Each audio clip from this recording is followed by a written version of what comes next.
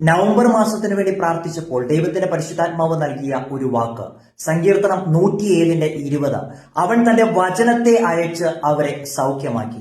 മറ്റുള്ളവരിൽ നിന്ന് വ്യത്യസ്തമായ ദൈവത്തിന്റെ വചനം നമുക്ക് വേണ്ടി മുൻപേ സഞ്ചരിക്കുമ്പോൾ ചില പ്രത്യേക ഇരളിന്റെ അവസ്ഥകൾക്ക്, ചില പ്രത്യേക കുഴികളുടെ അവസ്ഥകൾക്ക് മാറ്റം വരുവാനിടയായിത്തീരും. അതേ സങ്കീർത്തനത്തിൽ പറയുന്ന ഒരു കാര്യമുണ്ട്, സഹായിപ്പാൻ ആരും ഉണ്ടായിരുന്നില്ല. അത്തരത്തിൽ ചില സാഹചര്യത്തിൽ കടന്നു പോകുന്ന പ്രിയമുള്ളവർക്ക് വേണ്ടി ദൈവത്തിന്റെ വചനം തന്നെ ചില കാര്യങ്ങളെ പൂർത്തീകരിക്കുവാൻ പോകുന്നു. റോമാലേഖനം 8-ാം അധ്യായത്തിൽ പറയുന്ന ഒരു വാക്ക് പോലെ ദൈവം സകലതും നന്മയ്ക്കായി കൂടി വ്യാപരിപ്പിക്കുന്ന ദൈവമാണ്.